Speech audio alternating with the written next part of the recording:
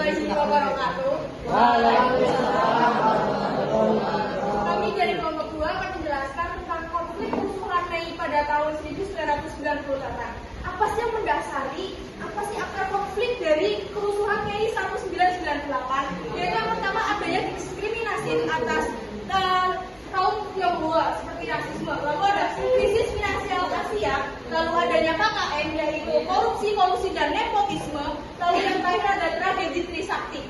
Nah, apa sih faktor dari kerusuhan Mei 1998 ini? Perlu kita ketahui faktor yang pertama itu adalah ini ya, bisa dibaca, pembakaran dan kekerasan etnis Tionghoa. Seperti yang sudah saya jelaskan tadi, ada diskriminasi dan ada rasisme terhadap etnis kaum Tionghoa.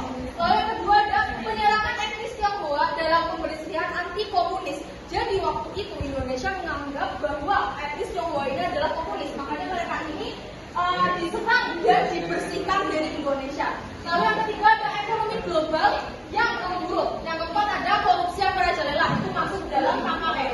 Lalu siapa aja sih aktor dari konflik ini sendiri? Siapa yang berperan dalam demokrasi atau kerusuhan Mei 1998? Yang pertama ada mahasiswa, di mana mahasiswa ini mendemonstrasi atas adanya diskriminasi mahasiswa Trisakti yang ditembak. Jadi mereka ini berdemo dan mereka ini menjunjung seperti membalaskan dendam atas tragedi Trisakti yang ditembak mahasiswa ya. Lalu yang kedua ada kelompok siluman, di mana kelompok siluman ini menjadi provokator. Yang ketiga adalah Winato, di mana Winato ini bertanggung jawab atas terjadinya kerusuhan Mei 1998. Lalu ada dampaknya. Apa sih dampak dari kerusuhan Mei ini sendiri? Dampaknya tentu banyak sekali. 499 orang ini tewas, yang kebanyakan adalah etnis Tionghoa. Lalu yang kedua adalah 4.000 gedung itu hancur. Dan yang ketiga adalah 92 wanita menjadi korban kekerasan seksual. Lalu pengenangan apa aja sih yang dilakukan oleh pemerintah terhadap kerusuhan Mei 1998? Yang pertama adalah membentuk TGIF yang diketuai oleh Marzuki Darusman. Dan yang kedua ada penegakan HAM, yaitu rasisme atau diskriminasi.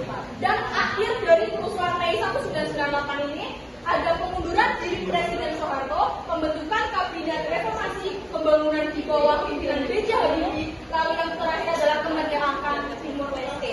Sampai di sini apakah ada yang ingin dipertanyakan? Silakan Iqbal. Pertanyaan saya tertuju kepada Dewi. Oke. Apabila dipresentasikan, berapa persen kematian yang terjadi akibat kerusuhan tersebut? Oke, boleh ditanggung dulu atau langsung boleh dijawab? Maunya?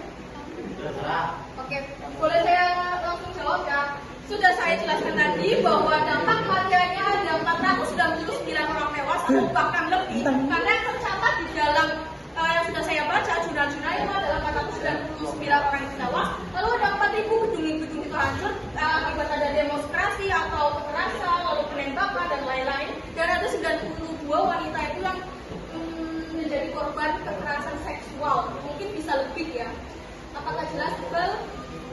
Oke, cukup. Apakah yang ingin bertanya lagi? Silakan, nanti bisa dijawab oleh Pak Umar.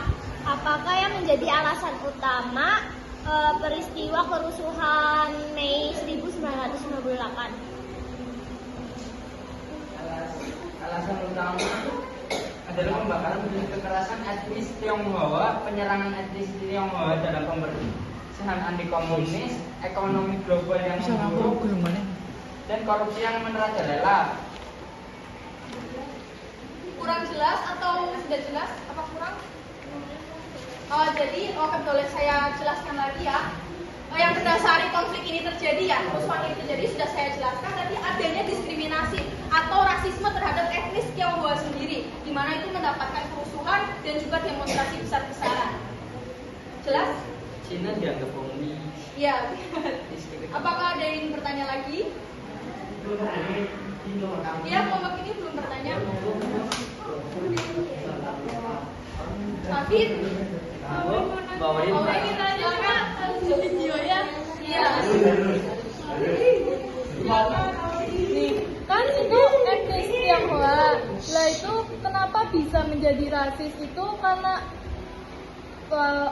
pribumi iri karena perekonomian itu apa gimana ya? Saya masih belum begitu paham. Oke.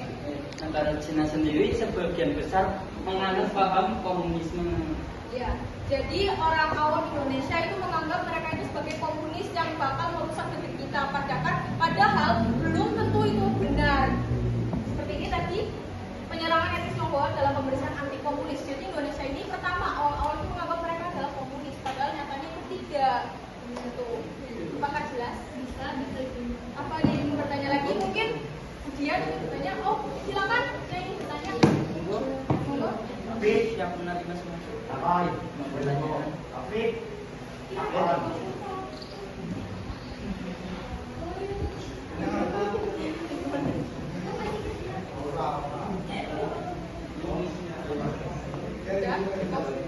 Oke, saya cukupkan saja dari sini. Sekian presentasi dari kami. Ingat, dia cuma hadir, bukan takdir. Wassalamualaikum warahmatullahi wabarakatuh.